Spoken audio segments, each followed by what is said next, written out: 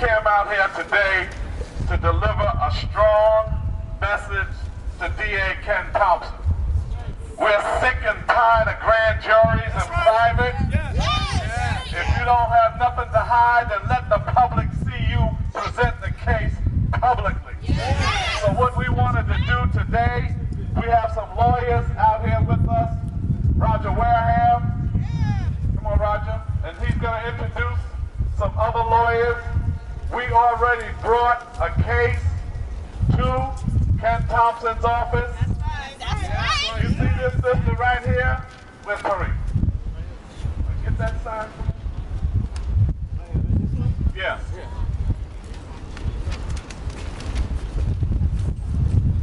You see this sister right here? This sister was 7 months pregnant in East New York. We brought this case to Ken Thompson's office months ago. And we said to Ken Thompson that this cop here choked a pregnant woman around a barbecue grill being in front of her house. That's the broken window theory. Broken windows theories. That's why we say broken windows needs to go and Bratton needs to go with it. So we want this officer arrested. They already have eyewitnesses. We have the videotape showing him choking her. There's no reason why after 2-3 months later that this officer should have been indicted and I believe convicted and his behind should be in jail. In jail. We saying to Ken Thompson, we know we got a black president, we got a black DA, but we don't have no black justice. So we're not going to be fooled by black faces in high places. We want to make sure that they take care of business for our community. So today, I want Roger and our lawyers to present this to the media. Then we're going to rally a little bit, shake it up a little bit, right? Let them know we out here, right? And we're saying to Ken Thompson, we don't want you sitting on another case. Nobody gets a pass. And we're also telling Snyderman, who wants the cases now, we know you have ambitions to be governor. This is not the time to be pimping off our movement for your political ambition. So we're not crazy about you taking over any cases because you're part of this system too. What we want is an independent civilian agency funded by the New York State Legislature with prosecutory power to prosecute police. We don't want any other system of people prosecuting police. So we came here today, we're going to rally, we're going to make some noise, we're going to take it to the street, we're going to let this system know that Black Lives Matter. Say Black Lives Matter. Say Black Lives Matter. From Ferguson to East New York.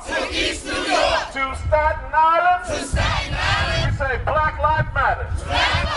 Say Black Lives Matter.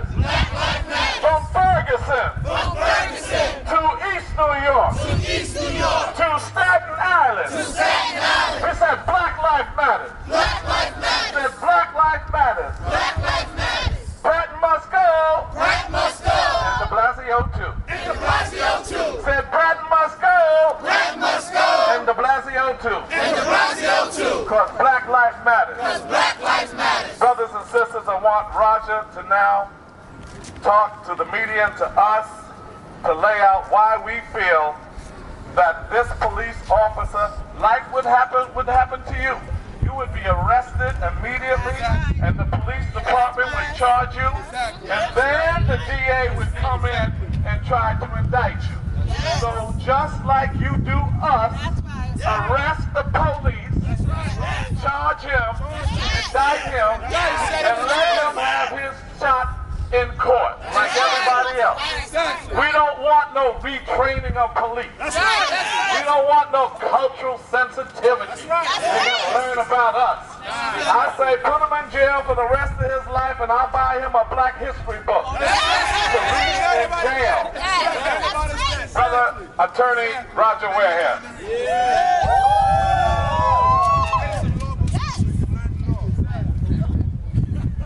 Peace, brothers and sisters.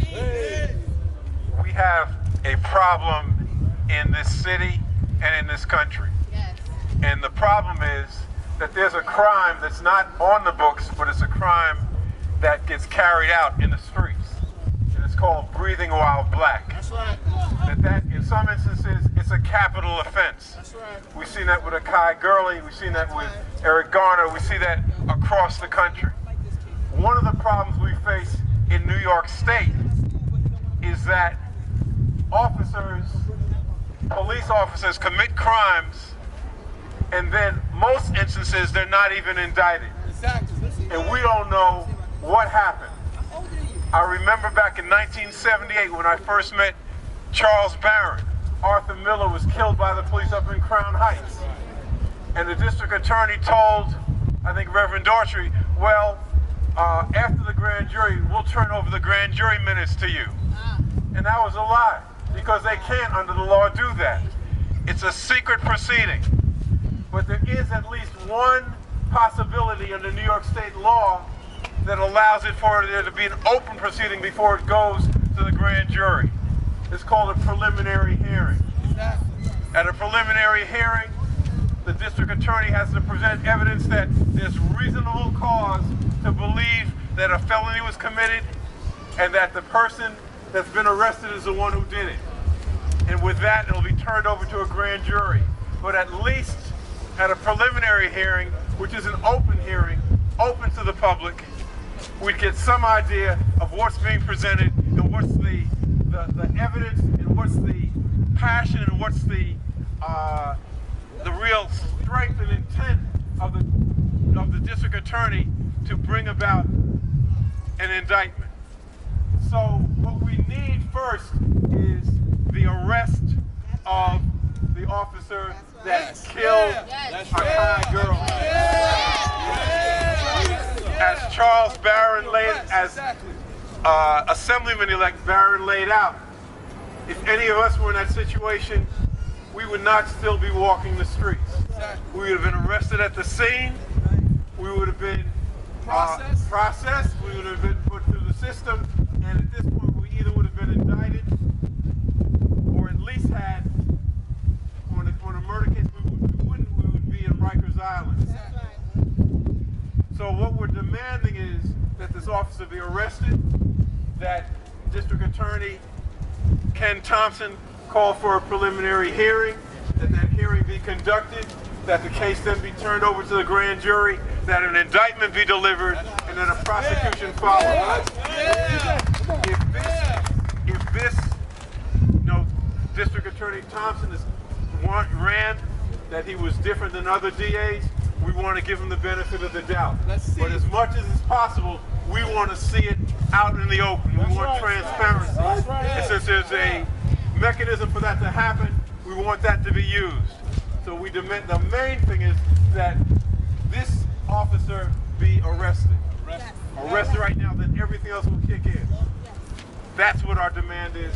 That would be the evidence of good faith. He should not be allowed to walk the streets while a grand jury decides what's going to happen and then be arrested if there's an indictment, and then continue to walk the streets if no true bill is delivered. And we then have, once again, another instance of what happened, and that there is impunity for the police department to do whatever it wants when it comes to a black or brown body. That's the law of the land. The law of the land has really not changed since the Dred Scott decision in 1854, which said that a Negro has no rights which a white man is bound to respect. That's what, unfortunately, what we're facing today. That black life means nothing, that breathing while black is a crime, and that if we don't take up the demand to change that, it's not going to change. We've got to put all the pressure on our so-called elected officials to carry out and do what they were elected to do. We can't depend upon good faith. We can't depend upon trust us. We've got to make it happen. We've got to make them do that. And that's why we're out here today. Yeah!